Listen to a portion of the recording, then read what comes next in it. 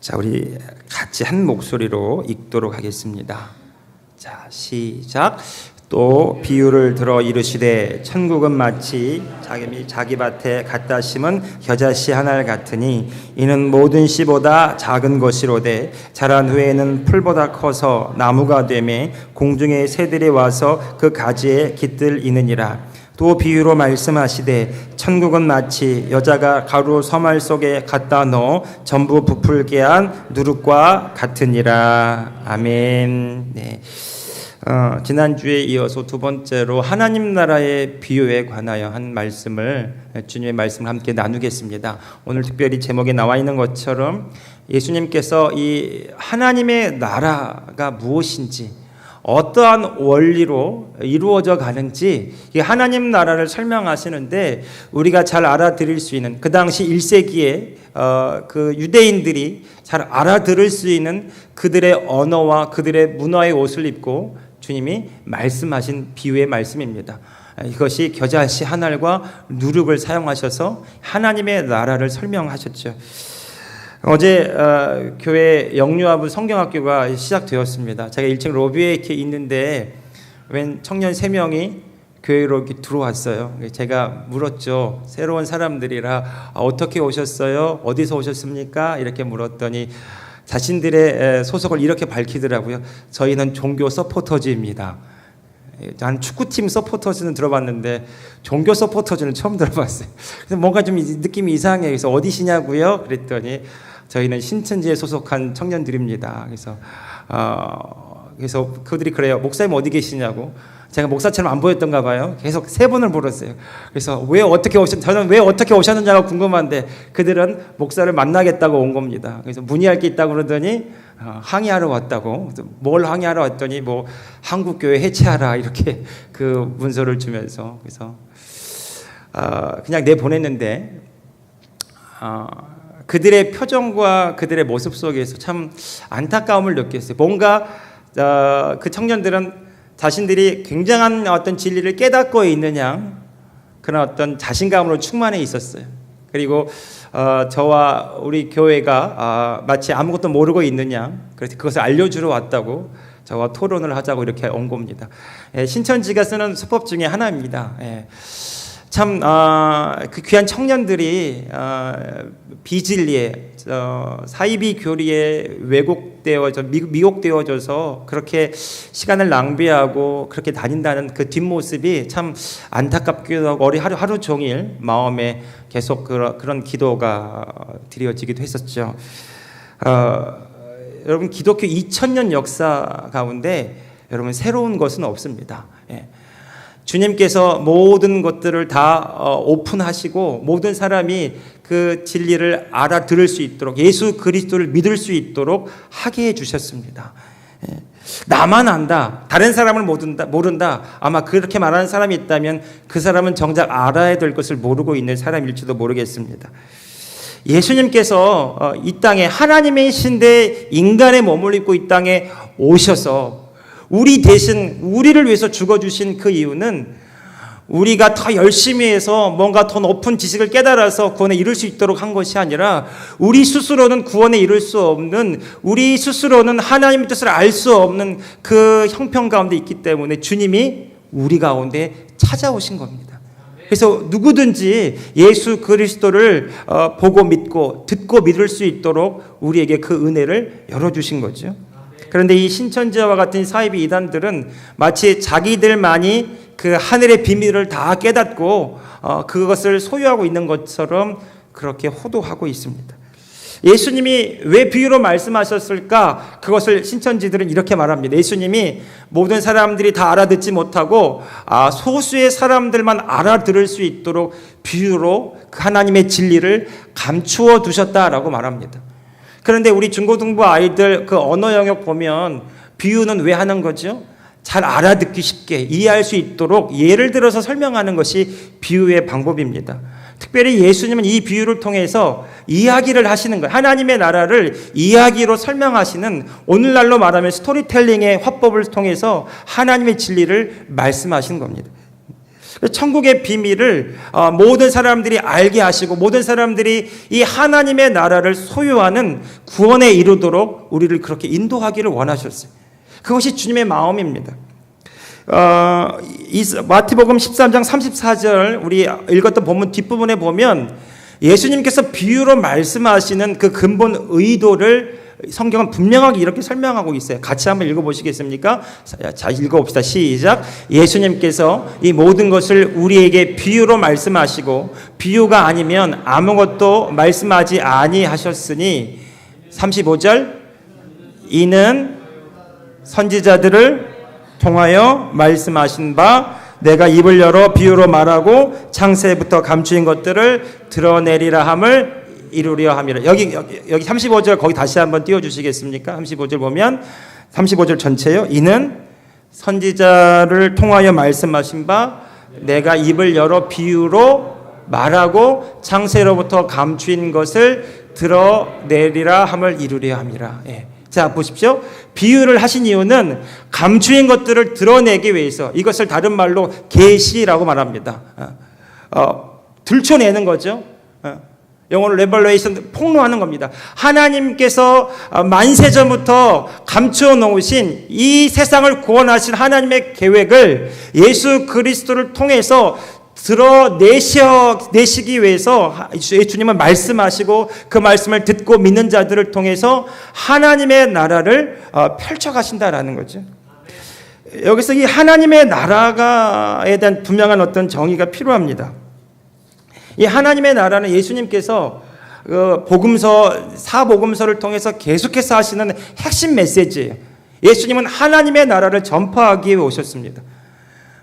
마가복음 1장 15절 이하에 보면 이 말씀이 있어요.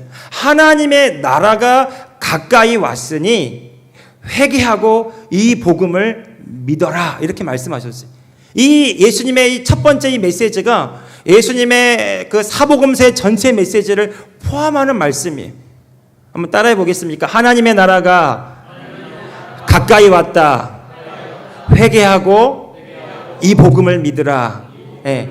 이 하나님 나라의 핵심 메시지를 전하기 위해서 비유로 말씀하시고 때로는 치유하시고 때로는 악한 영을 내어 쫓으시고 때로는 많은 사람들과 함께 이야기를 나누시면서 예수님께서 이 하나님의 나라를 전파하고 그 하나님의 나라를 이루기 위해 오신 구세주이심을 몸소 보여주셨습니다.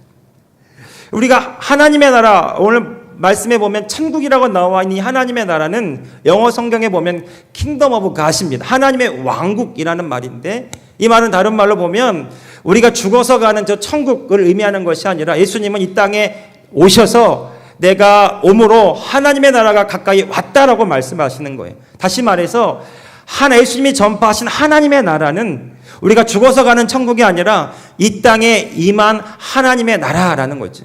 근데 우리가 나라를 생각할 때 장소의 의미를 우리가 떠올릴 수 있습니다. 영토의 의미를 떠올릴 수 있어요. 그런데 예수님이 말씀하시는 그 하나님의 나라는 영적인 영역입니다. 눈에 보이지는 않아요. 그런데 중요한 근본적인 핵심 원리가 있어요. 하나님의 나라가 존재하고 이루어진 핵심 원리는 통치의 원리입니다. 누가 주인이고 누가 왕이냐라는 거죠. 그러니까 이 하나님의 나라는 하나님이 주인 되셔서 하나님이 우리의 왕이 되셔서 다스리고 통치하시고 이끌어 가시고 주의 뜻을 이루어 가시는 그 나라가 예수님이 오심으로 우리에게 이루어졌다라고 말씀하시는 거예요. 그 당시 사람들이 이 하나님의 나라를 잘 알아듣고 이해하지 못했어요. 그래서 예수님께서 이 하나님의 나라를 이 마태복음 13장 전체를 걸쳐서 비유로 설명하시는 겁니다. 근데 이 비유는 어려운 것이 아니라 오늘 우리의 문화와 우리의 어떤 그 풍토의 영향을 입고 있지 않기 때문에 우리는 좀 생소할 수 있지만 2000년 전 1세기 중동 팔레스타인 땅으로 돌아가 보면 그 당시 사람들은 누구나 알아들을 수 있는 생활 언어, 관습의 표현들이 다 여기 묻어나 있습니다. 예수님은 그래서 어린아이부터 어른에 이르기까지 모두 다 알아들을 수 있는 그 말씀을 하고 있는 거예요. 핵심은 그들에게 이 하나님의 나라를 설명하시고 하나님의 나라를 소유하게 하시려고. 그것이 예수님의 본 뜻이었습니다. 오늘 말씀에서도 예수님께서 이 하나님의 나라를 설명하시는데 겨자씨 하나과 누룩이라고 하는 도구를 사용하시죠. 이 당시 사람들은, 유대인들은요, 이 겨자씨 그러면 세상에서 가장 작은 씨앗이라고 하는 생각이 강하게 있습니다. 겨자씨는 세상에서 가장 작은 씨앗, 그리고 가장 작은 것, 아주 미미한 것을 뜻하는 의미로 겨자씨와 같다라는 표현을 자주 썼다고 합니다. 그러니까 예수님은 그들의 생각 속에 자리 잡고 있는 가장 작은 것의 의미로 겨자씨를 이야기하고 있는 것입니다. 그런데 다시 31절 다시 돌아가서 읽어보겠습니다. 이제 예수님께서 설명하신 하나님의 나라 31절 다시 한번 읽어봅시다. 시작. 또 비유를 들어 이르시되 천국은 마치 사람이 자기 밭에 갖다 심은 겨자씨 한 알 같으니. 아멘. 예. 이 땅에 임한 하나님의 나라는 못먹과 같다. 겨자씨 한 알과 같다. 그 말은 다른 말로 겨자씨 한 알처럼 작고 미미해 보인다라는 거죠. 실제로 이 겨자씨는 크기를 재보면 약 1mm 정도 남짓한다는 겁니다. 제가 보면 그 흑갈색으로 되어 있는데 마치 0.5mm 볼펜으로 쿡 찍으면 그 점 하나 찍힌 것과도 같아요. 하나가 이렇게 있으면 그게 먼지인지 씨인지 알아보지 못합니다. 그래서 겨자씨는 이렇게 봉투에 넣어가지고 여러 개를 이렇게 놓고 다니죠. 이 겨자씨 아주 작고 미미해 보이고, 그런데 이 겨자씨와 같은 것이 바로 이 천국의 원리의, 하나님 나라 원리의 시작이라는 겁니다. 그런데 32절에 보십시오. 이 하늘 같은 것이 어떻게 됩니까? 32절 같이 또 읽어보겠습니다. 시작. 이는 모든 씨보다 작은 것이로되 자란 후에는 풀보다 커서 나무가 되매 공중의 새들이 와서 그 가지에 깃들을 이느니라. 아멘. 네. 아주 작고 미미해 보이는 이 약 1mm 정도 남짓되는 이 겨자씨가 보잘것없는 이것이 땅에 심겨지면 어떤 일이 벌어지냐? 자라나서 1.2m에서 약 크게는 3m까지도 자란다는 거죠. 풀 종류에 속한 이런 그 식물이 바로 이 겨자입니다. 그런데 성경에 보니까 이 풀보다 커져서 나무가 된다는 거죠. 예수님이 지금 극대화시켜서 말하는 거예요. 가장 작은 것, 가장 작아 보이는 것이 가장 크게 되고 그 이상으로 커진다라는 겁니다. 이것이 하나님 나라의 원리라는 거예요. 동일한 의미로 33절에도 이렇게 말씀합니다. 33절 또 읽어봅시다. 시작. 또 비유로 말씀하시되 천국은 마치 여자가 가루 서말 속에 갖다 넣어 전부 부풀게 한 누룩과 같으니라. 같은 의미로 쓰이고 있어요. 예수님께서 이 하나님의 나라, 이 원리, 이 땅에 임한 하나님의 나라가 어떻게 이루어져 가고 어떻게 성장하는가, 가루 속에 놓은 누룩과 같아서 반죽에다가 누룩을 넣으면 시간이 지나면 부풀어 오르죠. 크게 부풀어 오르는 것처럼 이 성장의 원리를 설명하고 있는 것입니다. 그러면 이 예수님께서 정말 말씀하려고 하는 이 겨자씨, 이 누룩이 무엇을 의미하는 것인가요? 여러분, 이 씨가 밭에 심겨지면 이 누룩이 그 반죽 속으로 들어가면 부풀게 하고 성장하는 원리, 자라게 하는 원리가 있다는 거예요. 이 씨와 이 누룩은 지금 예수님 자신을 가리키는 거예요. 여러분, 예수님이 이 땅에 오셔서 말씀하신 메시지가 하나님 나라가 가까이 왔다라는 거죠. 그 회개하고 이 복음을 믿으라 그랬는데 이 복음의 결정체는 바로 하나님의 아들 구세주 되신 예수 그리스도세요. 우리가 예수 그리스도를 지금은 눈으로 볼 수는 없습니다. 그러나 이 말씀을 통해 복음을 듣고 받아들이는 거예요. 하나님의 아들 그리스도가 누구신지, 그분이 우리를 행하신 일이 무엇인지, 그분을 믿음으로, 그분이 십자가에서 죽으시고 부활하시고 그리고 성령으로 우리 가운데 오심으로 그분이 우리 가운데 행하신 일이 무엇인지 이 말씀을 듣고 그분을 알아보고 그분이 하신 일을 듣고 믿게 되는 거예요. 그러니까 이 겨자씨는 바로 전체로 보면 말씀이지만 조금 더 집중해서 보면 복음이고요. 이 복음을 조금 더 들여다보면 복음의 핵심 메시지인 예수 그리스도가 바로 겨자씨인 것을 알 수 있어요. 예수님이 말씀하시는 거예요. 이 겨자씨는 아주 작아 보이고 미미해 보인다라는 겁니다. 사람들의 기대 밖에 있는 거예요. 이거 가지고 무엇을 할 수 있을까? 사람들이 기대하지 않습니다. 중요하게 생각하지 않습니다.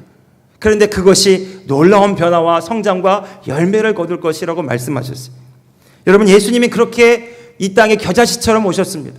예수님은 어떻게 오셨습니까? 하나님의 아들이, 하나님이신 그분이 베들레헴 마구간의 말 구유에 태어나셨습니다. 아주 작고 초라하게 태어나셨어요. 예수님이 십자가에서 죽으시고 하나님의 구원의 놀라운 사역을 완성하시기 위해서 오셨던 그 모습은 어떻습니까?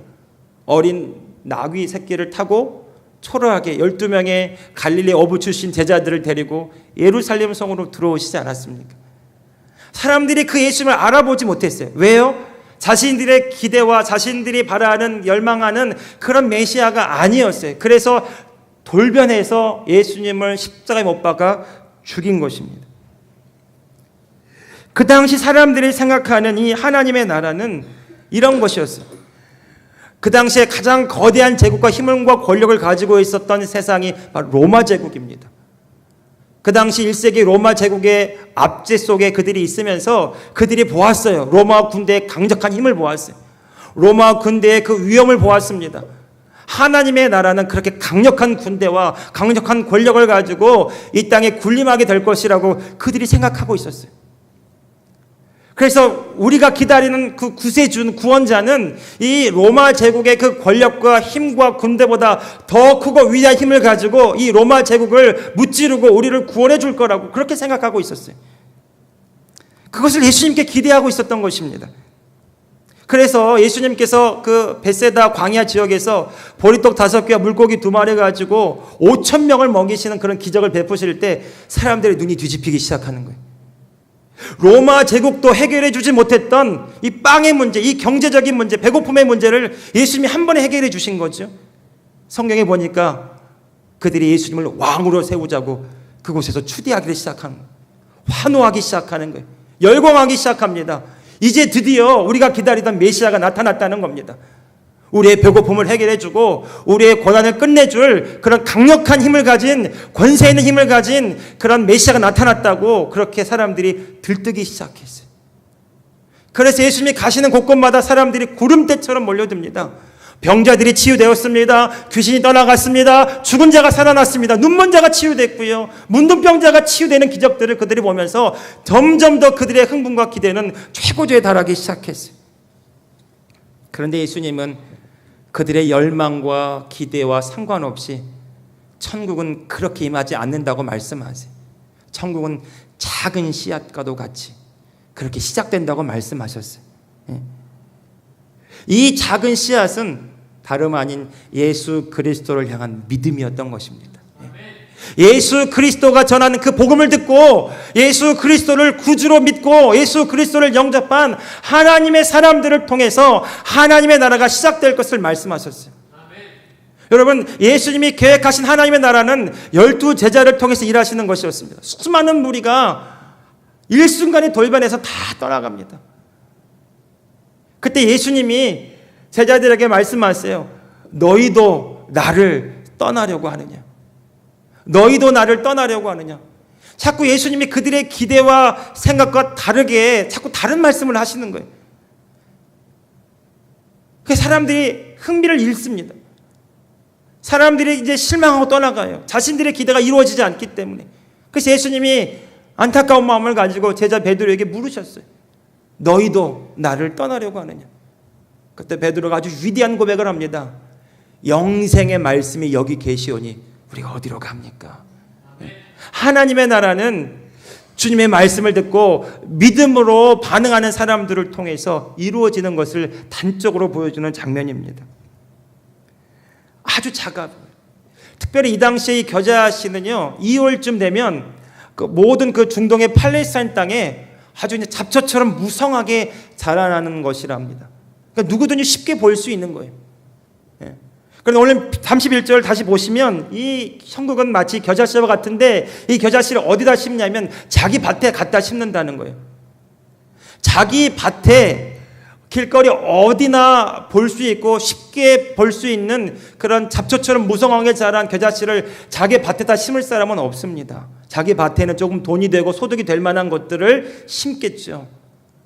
길거리 광야 어디나 볼 수 있는 잡초를, 그 겨자씨를 자기 밭에다 굳이 심으려고 하지 않을 겁니다. 그런데 예수님은 그 겨자씨를 자기 밭에다 심는 사람이라고 말씀하셨어요. 여러분, 세상의 기준과 가치관으로 보면 예수님은 때로 너무 초라하고 볼품없어 보일지도 모릅니다. 우리가 믿는 그 예수님의 이름은 아무런 효용가치가 없어 보일지도 몰라. 지금 나는 너무 배가 고프고 지금 나는 너무 힘이 들고 나는 지금 너무 어려운데 빨리 내 문제를 해결해 주길 바라는데 내 문제가 해결되기는커녕 점점 더 어려워져 가고 있는데 예수 이름만 부르면, 예수님만 의지하면 예수 그분이 나를 구원해 줄 수 있느냐라고 이 세상 사람들은 그렇게 항변할 수 있을지 모릅니다. 그런데 예수님은 사람들 속에는 그렇게 작아 보이고 가치 없어 보일지 모르지만 그러나 자기 밭에, 자기 삶의 중심에 그 예수 그리스도를 모셔드리는 사람 안에서는 놀라운 열매를 거둔다라는 것입니다. 여러분, 그 겨자씨 안에 생명이 있기 때문이죠. 예수 그리스도 안에 생명이 있기 때문에 우리의 영원한 생명 되신 예수 그리스도가 우리 안에 들어와서 놀라운 생명의 역사를 일으키신다라는 거죠. 죽었던 것들이 살아나며 잃어버린 것들이 회복되며 오늘 저와 여러분의 존재의 가치가 회복되게 하신다라는 겁니다. 여러분, 세상에서 쓸모없는 자처럼 버려진 자 같은 우리들을 하나님이 자녀 삼아주시고 우리를 구원하여 주시고 우리를 통하여 하나님의 놀라운 그 일들을 꿈꾸게 하시는 거예요. 그 안에 생명이 있기 때문에 주님이 그것을 이루시기 위해서 이 땅에 오셨고 십자가에서 죽으셨고 그리고 3일 만에 부활하시고 그리고 다시 성령으로 우리 가운데 오셔서 우리와 지금 함께 하시는 이유입니다. 여러분, 이 하나님의 나라는요 예수 그리스도로부터 시작되는 거예요. 주님의 통치하심과 주님의 인도하심이 이제 우리 삶에 시작될 때 그때 우리들은 잘 보이지 않아요. 우리가 주의 말씀을 들을 때, 복음을 들을 때 우리 삶에 막 변화가 막 엄청나게 일어나고 그렇지 않습니다. 여전히 똑같아 보일 수 있어요. 예수님을 믿는 것과 안 믿는 것의 차이를 잘 구분하지 못할 수도 있어요. 달라진 것이 있습니다. 우리 안에 예수님이 영으로 살아 계시다라는 거죠. 우리의 존재는 하나님의 자녀가 되었다라는 것입니다. 이제 하나님이 우리 안에서 우리를 자라게 하시고 우리를 성장시키셔서 우리를 통해 하시는 일이 있어요. 우리가 모든 풀보다 더 크게 자라게 하셔서 나무같이 되게 하셔서 가지를 뻗게 하시고 이제 우리가 주님이 하실 일은 뭐냐면 공중의 새들이 와서 깃든다라는 거죠. 주님, 저 잘 되게 해주세요. 제가 복받게 해주세요. 이거 하나님 나라의 복음은 아니라는 거예요. 하나님 나라의 복음은 오늘 저와 여러분 안에 거하시는 주님이 저와 여러분을 통해서 자라게 하시고 성장하게 하셔서 오늘 저와 여러분을 통해 많은 자들을 먹이고 입히고 살리게 하시는 일인 줄로 믿습니다. 그래서 교회에서 이런 얘기 많이 합니다. 당신은 축복의 통로입니다. 당신은 구원의 통로입니다. 여러분, 이 세상에 어떻게 주님을 알 수 있습니까? 오늘 저와 여러분을 통해서 예수 그리스도의 복음을 들을 수 있습니다. 오늘 저와 여러분을 통해서 오늘 저와 여러분 안에 사시는 예수 그리스도를 세상 사람들이 만나게 되기를 예수님의 이름으로 축복합니다. 주님이 우리 안에 계세요. 주님이 우리를 통해 일하고 계십니다. 여러분, 우리가 말씀을 들을 때요 그냥 주님이 하신 말씀이다가 아니라 주님이 하시는 이 말씀은 주님이 우리를 위해 하시는 말씀이고요. 우리에게 약속하신 말씀이고요. 주님이 이미 2000년 전에 이미 십자가에서 이루신 이 승리의 말씀인 줄로 믿습니다. 그 말씀을 자꾸 들을 때마다요 우리가 우리 마음속에 받아들일 때마다 우리가 성장하고 우리의 믿음이 자라나게 돼요. 우리의 의식이 성장하게 됩니다. 세상의 메시지를 듣게 되면 이 세상의 가치와 기준에 우리가 비교당하기 시작하면 우리가 우리의 존재를 잘 인식하지 못하고 살아갈 때가 얼마나 많이 있습니까? 너는 이것밖에 안 돼. 세상 사람들과 비교하면서 세상에 소위 잘 나가는 사람들과 비교하면서 승승장구하는 사람들과 비교하면서 자꾸만 초라해지고 위축해지는 우리 자신을 발견할 때는 없습니까? 그런데 하나님은요 오늘 저와 여러분의 가치를 세상과 비교하게 두지 않으시고요 오늘 저와 여러분 안에서 오늘 저와 여러분을 통해서 그 생명의 가치를 발견하게 하십니다. 예수님이 내 안에 계셔서 우리를 통해서 하시는 놀라운 일들을 꿈꾸게 하세요. 가루 속에 넣은 누룩도 마찬가지입니다. 왜 빵이 부풀어집니까? 단순히 빵이 부풀어지는 의미는 뭐죠? 그 양이 커져서 나누게 하심이죠. 하나님은 오늘 저와 여러분을 통해서 그 일을 하십니다. 그런데 그 시작은 예수 그리스도를 영접한 복음을 듣고 믿는 저와 여러분 한 사람 한 사람을 통해서 그 일이 이루어지게 한다는 거죠. 주님은 많은 무리들의 흥분하고 열광하지 않으셨어요. 수많은 사람들이 모였기 때문에 이제 됐다라고 말씀하지 않으시고요. 수많은 사람들이 떠나가도 한 사람 한 사람에 집중하시는데 주의 말씀을 듣고 따라오는 12명의 제자들과 그들의 무리들에 집중하셨어요. 오늘 저와 여러분에게도 주님이 말씀하실 것, 주의 말씀을 듣고 믿음으로 나오는 자들 한 사람 한 사람을 통해서 그 하나님의 나라가 시작되게 하실 줄로 믿습니다. 제가 이 하나님의 나라를 묵상하면서 다윗과 골리앗의 장면이 떠올랐습니다. 여러분, 다윗과 골리앗의 싸움은 사실은 싸움이 되지 않은 싸움이에요. 골리앗은 블레셋 팔레스타인의 전쟁 영웅이자 거인입니다. 온몸이 갑옷으로 이렇게 무장되어 있고 칼과 창을 잘 쓰는 전쟁의 용사입니다. 그 앞에 사울 왕과 모든 이스라엘 군대가 주눅들어서 나갈 엄두를 못 내고 있는데 마치 동화 이야기처럼 소년 다윗이 그와 싸우겠다고 나옵니다. 말이 안 되는 싸움이죠. 그래서 어떤 사람들은 이렇게도 말합니다. 어떤 사람들은 골리앗이 다윗이 던진 돌 맞고 죽은 것이 아니라 너무 어이가 없어서 기가 차서 혈압이 쓰러졌다고 이렇게 말하기도 합니다. 좀 웃어야 되는데. 근데 다윗이요, 사무엘상 17장 45절 47절에서 그렇게 말합니다. 다윗이 골리앗에게 이렇게 말해, 너는 칼과 창과 단창으로 내게 오거니와 나는 만군의 여호와의 이름으로 너에게 간다. 그리고 또 말합니다. 여호와의 구원하심이 칼과 창에 있지 않고 전쟁이 우리 하나님께 속한 것임을 너희로 알게 하시기 원한다. 많은 사람들에게 주님이 알게 하시기 원한다는 거예요. 하나님의 구원하심이 우리가 의지하고 붙들고 싶은 칼과 창이 있지 않다는 거예요. 여러분, 우리가 다윗과 골리앗을 묵상할 때마다 나도 다윗처럼 이렇게 생각하지만 사실은요, 이 전체 이야기의 흐름을 보면 사람들은 다 골리앗을 부러워하고 있었어요. 골리앗처럼 더 커지기를 바라고요. 골리앗처럼 큰 좋은 무기를 들기를 바라고요. 그래서 사울 왕이 전쟁터에 나가는 다윗에게 가장 먼저 한 일이 있어요. 자기가 입었던 갑옷을 입혀주고 투구를 씌워주고 자기가 들었던 칼을 쥐어줍니다.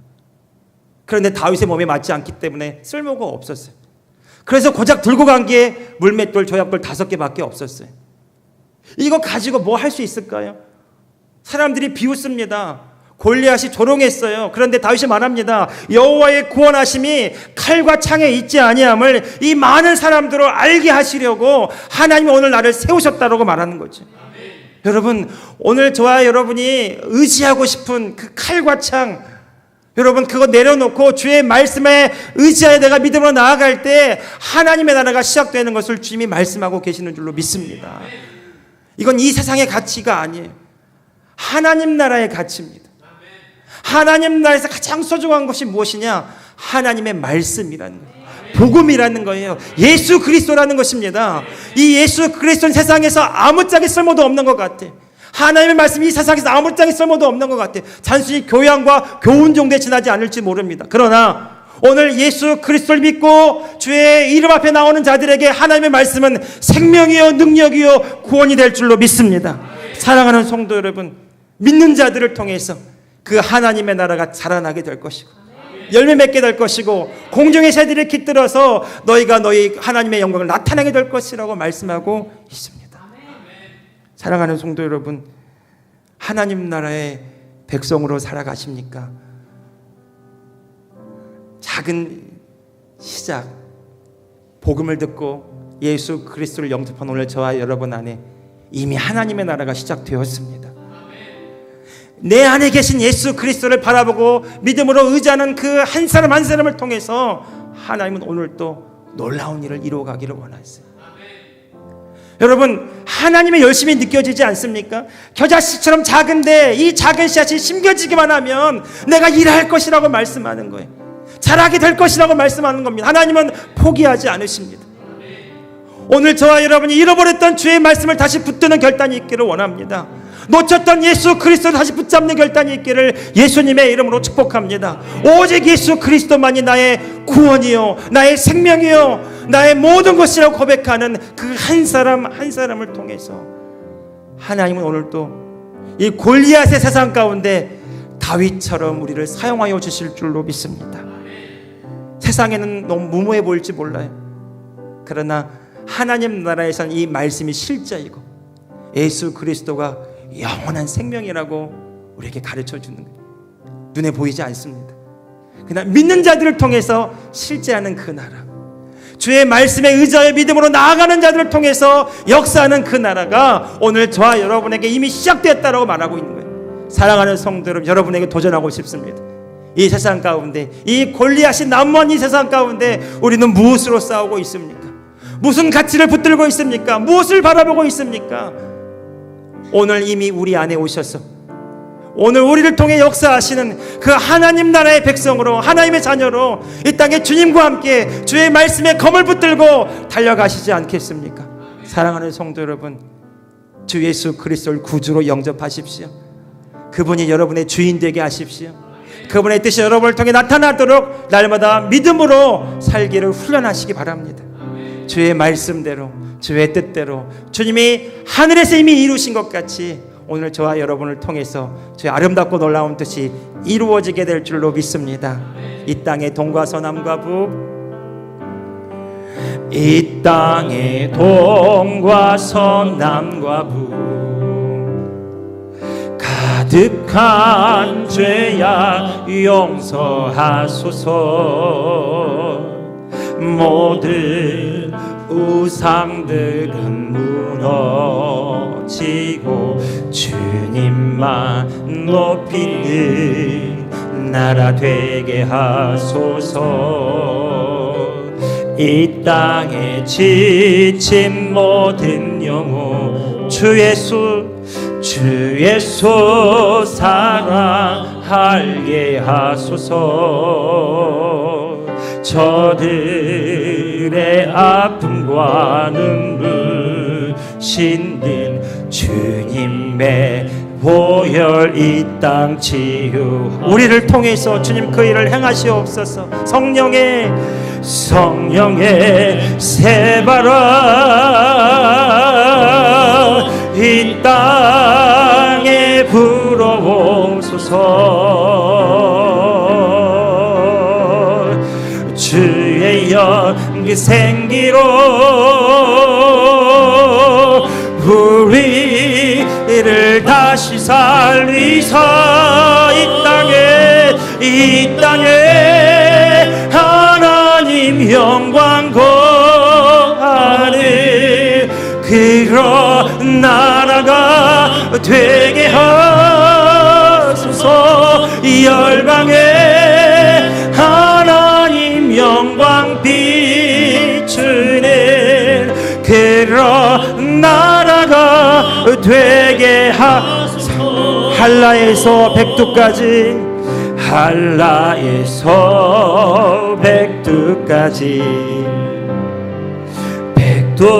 백두에서 땅의 끝까지 주님 오실 길을 예비하며 주님 오실 길을 예비하며 주님만 섬기는 나라 되게 하소서. 이 땅에 주님 교회 위에 이 땅에 주님 교회 하늘에 생기 부어주소서. 하늘에 생기 부어주소서.